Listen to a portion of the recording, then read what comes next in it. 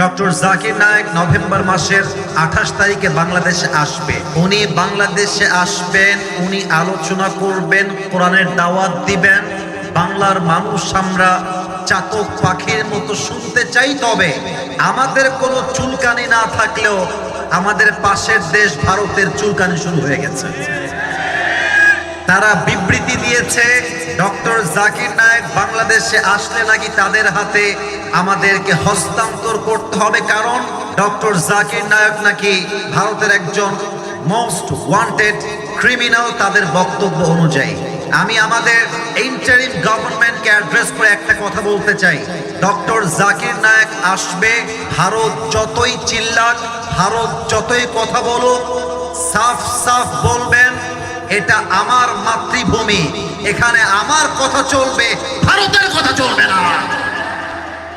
2 number কথা, doctor Zakir নায়েককে ফেরত দেওয়া তো দূরের কথা, আরে আমরা চাই ডক্টর জাকির নায়েককে বাংলাদেশের নাগরিকত্ব দিয়ে এই দেশের মাটিতে রাখতে চাই। যুবক ভাইরা ঠিক কিনা বল?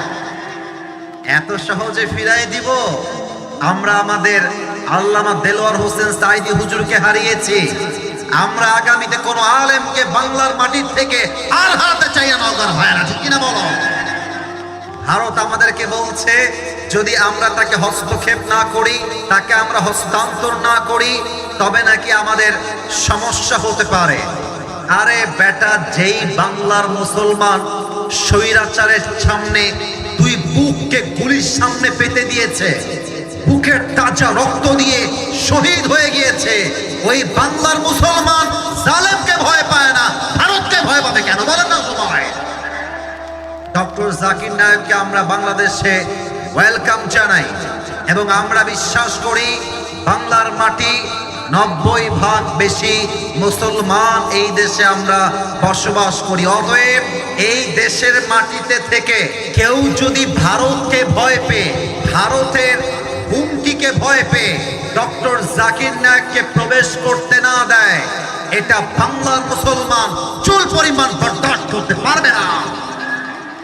আমাদের সবার স্পষ্ট কথা, ডক্টর জাকির নায়েক বলে কোনো কথা নয়।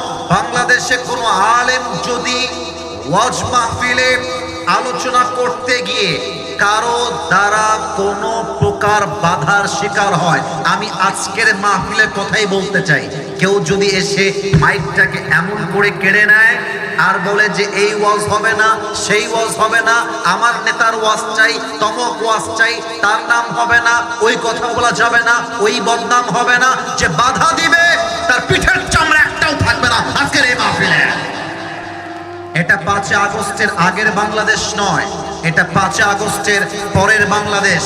এই বাংলাদেশ ইসলাম দিয়ে চলবে। আগামীর সংসদ হবে ইসলামের সংসদ, আগামীর সংসদ হবে কোরআনের সংসদ, ঠিক কিনা বলেন? আল্লাহ যেন কবুল করে, পড়েন সবাই আমিন। আল্লামা সাঈদী মাঝে মাঝে বলতেন, তোমরা যারা আমাদেরকে হক কথা বলার জন্য মৌলবাদী বলে গালি দাও, আমরা কিন্তু মোটেও রাগ করি না, কারণ মৌল আসছে মূল থেকে।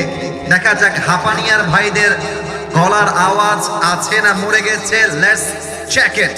আমি একটু চেক করতে চাই। আমরা এসেছি মূল থেকে। কি থেকে? দাঁড়িয়ে থাকা যুবকরা আওয়াজ তোমরা দাও নাই। I can't here your sound. আমাকে আওয়াজ দিতে হবে। আমরা এসেছি মূল থেকে। কি থেকে? এবার আপনারা গ্রামের মানুষ, আমিও গ্রামের ছেলে, বলেন তো গাছের আগায় শক্তি বেশি না গোড়ায়? আর একটু জোরে, আগায় না গোড়ায়? উনি বলতেন তোমরা থাকো গাছের আগায়, আমরা থাকি গাছের গোড়ায়। বাড়াবাড়ি বেশি করতে যেও না, বেশি বাড়াবাড়ি করলে 16 কোটি মানুষ মিলে গাছের গোড়ায় একটা ঝাঁকুনি মারবে। মামুর বাড়ি দিল্লি গিয়ে পড়বা, দিল্লি গিয়ে তারা পড়েছে। অতএব আগামীতে ভারতের দালালি করে এই বাংলার মাটিতে কাউকে টিকতে দেওয়া যাবে না। তুই হাত তুলে বলো ঠিক কিনা? আল্লাহ যেন কবুল করে, পড়েন সবাই আমিন। আপনাদের বউ আছে? কার কার একটু হাত তুলুন। বউ আছে? বউ আছে, আচ্ছা হাত নামান। অনেকের বউ আছে আজকের মাহফিলে। এত বউওয়ালা মানুষ আগে কোনো মাহফিলে আমি দেখি নাই। এবার আমার সিঙ্গেলদের পালা, হতভাগাদের পালা, যাদের বউ নাই, সিঙ্গেল নাই, একটু হাত তোলো। ক্যামেরাম্যান জলদি ফোকাস করো। কারো বউ নাই? আমি বিশ্বাস করি না। হাত নামাও, হাত নামাও। আল্লাহ সবাইকে দিনদার নেককার বউ দিয়ে দিক, পড়েন সবাই আমিন। আমার ওয়াজে সেই দিন আমি জয়পুরহাটে বলছিলাম, যার জীবনে বউ নাই তার জীবনে কিছুই নাই। আর শীতকালে আমাদের যুবকদের শীত দূর হবে কম্বল দিয়ে নয়, ল্যাব দিয়ে নয়, একমাত্র বউ দিয়ে শীত দূর হবে। আব্বা বোঝে না রে, আব্বা বোঝে না। আব্বা বলে যে নিজের পায়ে দাঁড়িয়ে বিয়ে করতে হবে। আর আমি বাবাদেরকে দোষ দিতে চাই না।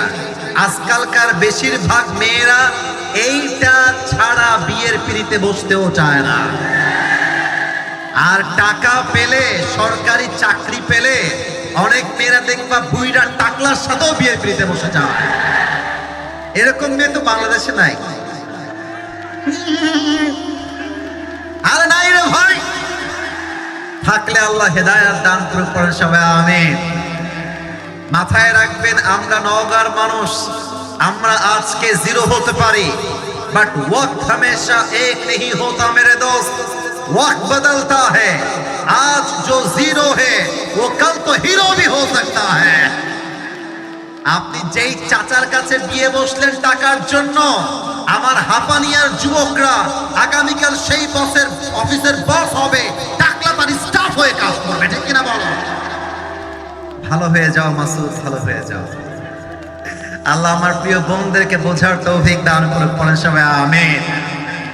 আমরা তাফসীরে ফিরে যাব, তবে তিনটা তাকবীর দিয়ে ফিরে যাব। প্রথম তাকবীর দিবেন আমার প্রিয় বিবাহিত ভাইয়েরা। রেকর্ড হচ্ছে, দেখতে চাই আসলেই কার গায়ের জোর কত বেশি। বিবাহিত ভাইয়েরা একটু কাশি মারেন তো, দেখা যাক কারা জিতে। এই সিঙ্গেল তোমরা চুপ থাকবা, আমার কলিজার টুকরা মুরব্বীদের পালা। এই মুরব্বী আব্বা যা, মুরব্বী আব্বা যা, আপনার চেহারা আমার জন্য বড্ড মায়ার চেহারা। আমি আমার দাদাকে ছবিতেও দেখি নাই, চেহারা দেখবো তো দূরের কথা, ছবিটাও নাই।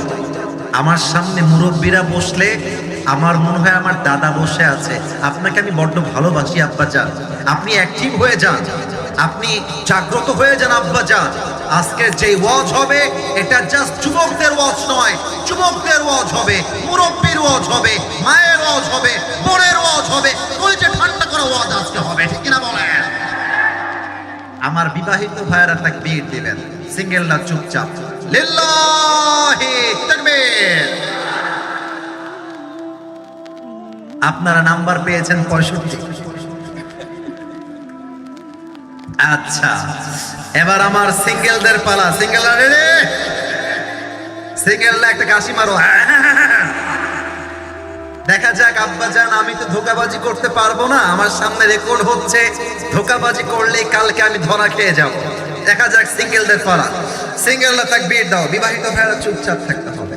সিঙ্গেল ভাইয়েরা নারায়ে তাকবীর। বিবাহিত ভাইয়েরা আমাকে মাফ করে দিবেন, একটুর জন্য, একটুর জন্য।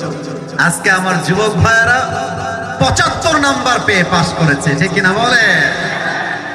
আচ্ছা, আর কোনো ভাগাভাগি নেই হাঁপানিয়ার ভাইয়েরা। এবার সবাই মিলে তাকবীর দিব, তবে একটা কাশি দিবেন এমন জোরে আমি সহ, সভাপতি সাহেব সহ, আমার ভাইয়েরা সহ কাশির ঠেলায় স্টেজ ভেঙে নিচে পড়ে যাব। দেখা যাক গায়ে জোর আছে কিনা। নারায়ে তাকবীর। আল কোরআনের আলো, আল হাদিসের আলো, কোরআন হাদিস যেখানে, আলেম ওলামা যেখানে, হাঁপানিয়াবাসী যেখানে, আল্লাহ যেন কবুল করে, সবাই আমিন।